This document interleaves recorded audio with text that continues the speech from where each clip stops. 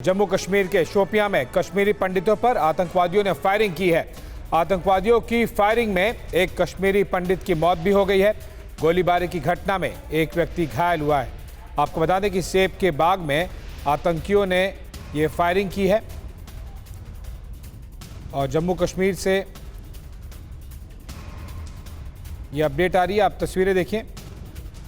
आतंकवादियों ने लगातार पिछले कई महीनों से कश्मीरी पंडित वहां पर निशाने पर रहे हैं आतंकवादियों के, और इस बार कश्मीर के शोपियां में इस आतंकवादी घटना को अंजाम दिया गया। मैं जब हमारा वाक़ा हुआ मेरे भाई के साथ, मैं 4 बार ड्यूकॉम के पास गया, डीसी के पास गया। उन्होंने एक बार भी हमारी नहीं सुना, बोला अपने गांव में बैठो, उधरी मारो, उधरी करो अपना काम। इसलिए आज हमें ये देखना पड़ा। पहले उनको लाओ, इनको यहाँ से दफा करो, सर्विस करो डीसी और ड्यूकॉम साहब को। आज वही हुआ जो परसों हमारे साथ हुआ, आज इस घर के साथ हुआ। हाँ। उन्होंने कुछ नहीं, उनको बोला यहाँ हर जगह सीआरपी डाली, हर जगह पुलिस डाला। यहाँ क्या किया हमें? कौन सी सिक्योरिटी है? यही सिक्योरिटी रखी हमें यहाँ।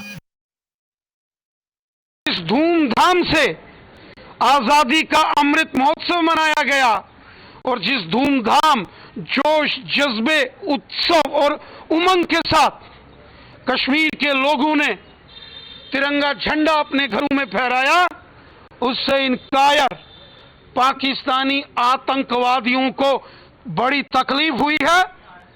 और उन्होंने ये खूनी खेल एक बार कश्मीर में खेला है, जो अक्षम्य अपराध है, जिसे क्षमा नहीं किया जा सकता। जमीन के पाताल से भी ढूंढ ढूंढ कर निकालेंगे और इन साजिशकर्ता आतंकवादियों को और उनके समर्थकों को इस कत्ल की, इस हत्याकांड की सजा देंगे। और इस पर ज्यादा जानकारी के लिए हमारे साथ में सहयोगी मेराज अहमद लाइव जुड़ गए हैं। मेराज, इस व्यक्ति के बारे में बताइए जिस पर आतंकवादियों ने हमला किया, और क्या कोई थ्रेट मिला था? और उसके बाद जिस तरह से हमने उनके किसी रिश्तेदार से सुना कि डीसी और पुलिस की तरफ से कोई खास रिएक्शन नहीं किया गया, ऐसे में जब लगातार पिछले कई महीनों से कश्मीरी पंडित टारगेट पर रहे आतंकवादियों के, किस आतंकी संगठन ने इसकी जिम्मेदारी ली है, या किस पर पुलिस को और पैरामिलिट्रीज को शक है? बिल्कुल आशीष बताएंगे। जहाँ जब भी कभी बड़ा कोई समारोह कह सकते हैं कि यहाँ पे सफलपूर्ण होता है, तो उसके बाद से मिलिटेंटों में हड़बड़ाहट जो है वो काफी देखी जाती है। अगर बता दें तो बीते 24 घंटों में ये तीसरा हमला है, जबकि एक इससे पहले बड़गाम में भी जो है माइनॉरिटी बंकर पे किया गया था, जिसमें एक व्यक्ति जो कश्मीरी पंडित है वो घायल हुआ था। और अभी फिर से अगर हम अभी देखिए शोपियां में जो है घटना हुई है। लेकिन कुल मिलाकर कहें तो ये कह सकते हैं कि जो कश्मीरी पंडित है उनकी मांग मुख्य है रिलोकेशन, और रिलोकेशन जो है सरकार के पास कोई प्रावधान नहीं है। सरकार ने स्पष्ट किया है कि रिलोकेशन के बगैर अगर वो कह सकते हैं कि यहाँ पे सर्विस में ट्रांसफर चाहते हैं तो वो दी जाएगी, लेकिन आउट ऑफ कश्मीर डिवीजन उनको ऐसा भी कोई भी प्रावधान उनकी जो कह सकते हैं कि सर्विस कार्य रूल्स में नहीं है। लेकिन कुल मिलाकर कहें तो ये लोकल्स क्या कह रहे हैं? लोकल्स ये कह रहे हैं कि इससे पहले भी हम गए डीसी के पास, पुलिस के पास, हर जगह कश्मीर में सुरक्षा दी हुई है, हमें नहीं दे रहे हैं। वो कह रहे हैं कि अगर वहां पर सिक्योरिटी सही होती तो शायद ये ना होता। वो ये आरोप लगा रहे हैं स्थानीय प्रशासन पर। बिल्कुल गौरव सही कह रहे हैं आपका। अगर हमने जैसे बड़गाम में देखा, राहुल पंडित हालांकि डीसी ऑफिस कार्यालय में थे और वहां पे मिलिटेंट घुसकर जो है उन पर अटैक किए थे। तो कुल मिलाकर यहाँ पे अगर हम देखा जाए, सुरक्षा बल जीरो टॉलरेंस पर काम कर रहे हैं, और लगातार इस प्रकार से जो टारगेट किलिंग पहले भी हुई है उनको भी मार गिराया गया है। इनको भी छोड़ा नहीं जाएगा। लेकिन ये साफ जाहिर होता है कुछ राजनीतिक पार्टियां जो गलत बयानबाजी के साथ करती हैं, इन लोगों को बल मिलता है।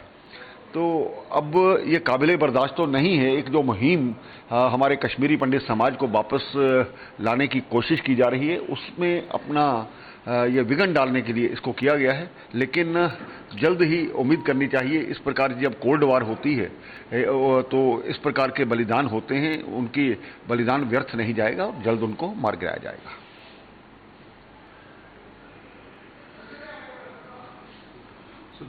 कश्मीर बीजेपी के बड़े नेता और जम्मू कश्मीर के उप मुख्यमंत्री भी रह चुके हैं मेराज, देखिए, यहाँ पर बीजेपी के नेता तो साफ साफ कह रहे हैं कि आतंकियों को नहीं छोड़ा जाएगा, लेकिन कश्मीरी पंडितों की माने तो वो भी बहुत ज़्यादा संतुष्ट नहीं है कश्मीर के इस वक्त के हालात से। और स्थानीय लोग क्या कह रहे हैं वो तो हमने आपको सुनाया, टारगेटेड किलिंग रुक नहीं रही है।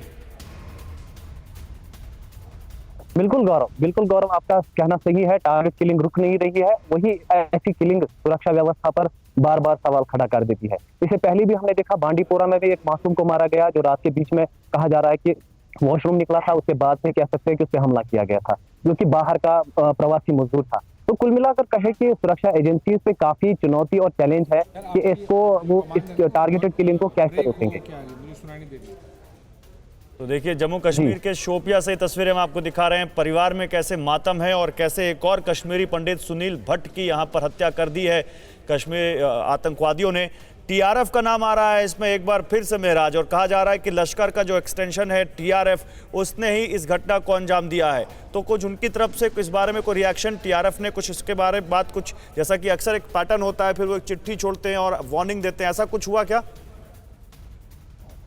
बता दें गौरव, यहाँ पे कह सकते हैं कि कश्मीरी पंडितों की एक बड़ी संख्या जो है वो सफल जो है जम्मू पहुंच गई है। जब पिछली बार जो किलिंग देखी जाई थी राहुल भट्ट की जब किलिंग हो रही थी, लेकिन उसके बाद से कह सकते हैं कि प्रशासन ने उन पर दबाव बनाया है और उसके चलते कह सकते हैं कि उनको मजबूरन यहाँ पे कुछ कश्मीरी पंडितों को अभी भी रहना पड़ रहा है। और ऐसे में ये सॉफ्ट टारगेट जो है इस हिसाब से भी बने रहे हैं, क्योंकि हर एक, जैसा कि सरकार का स्पष्ट कहना है, डीजीपी ने भी पिछली बार कहा था कि हर एक कश्मीरी पंडित को सुरक्षा प्रदान करना संभव नहीं है, लेकिन उनको सुरक्षित स्थानों पर रखना। ठीक है महराज, आप रहिए हमारे साथ। देखिए, एक और बड़ी खबर आ रही है, जम्मू कश्मीर के एलजी मनोज सिन्हा ने आतंकी हमले की निंदा की है। उन्होंने कहा कि शोपिया में नागरिकों पर हमला निंदनीय है, मेरी संवेदनाएं सुनील कुमार के परिवार के साथ है, ये कहते हुए जम्मू कश्मीर के उपराज्यपाल आतंकवादियों को बख्शा नहीं जाएगा।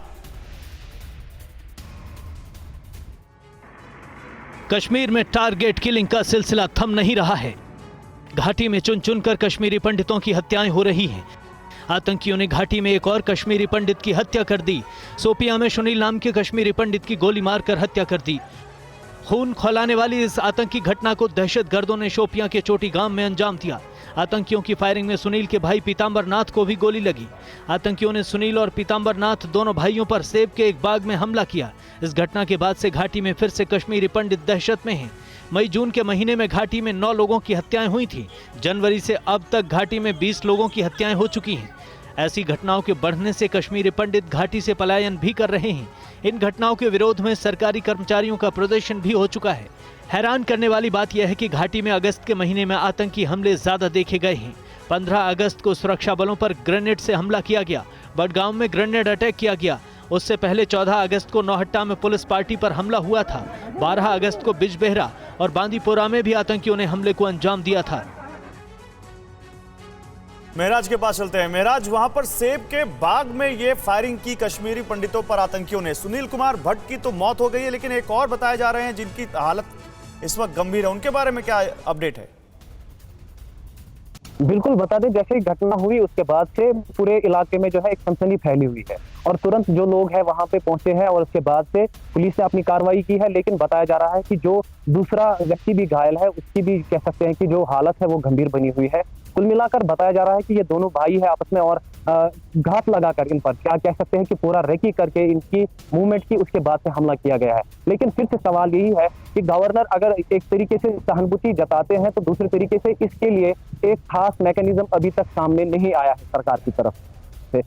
बिल्कुल बिल्कुल महराज, और हम लगातार देख रहे हैं ये कोई पहला वाकया नहीं है। इससे पहले भी टारगेटेड किलिंग को अंजाम दिया गया है आतंकियों की तरफ से, और खास तौर पर जो माइनॉरिटी कम्युनिटी है वो अनसेफ महसूस कर रही है अपने आप को। एलजी मनोज सिन्हा का बयान हमने अपने दर्शकों को थोड़ी देर पहले दिखाया। उन्होंने ये भी कहा था कि 1 साल के अंदर अंदर आतंकवाद के ताबूत में आखिरी कील ठोक दी जाएगी। लेकिन इस वक्त जम्मू कश्मीर की आम आवाम को और खास करके माइनॉरिटी कम्युनिटी को कैसे भरोसा दिलाया जाएगा जब इस तरह की टारगेटेड किलिंग लगातार होते हुए हम देखेंगे?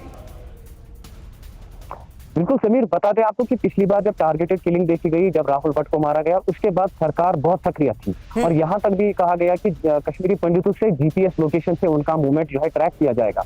लेकिन जमीनी स्तर पे अगर कहें तो ऐसी कोई बात अभी देखी नहीं जा रही है।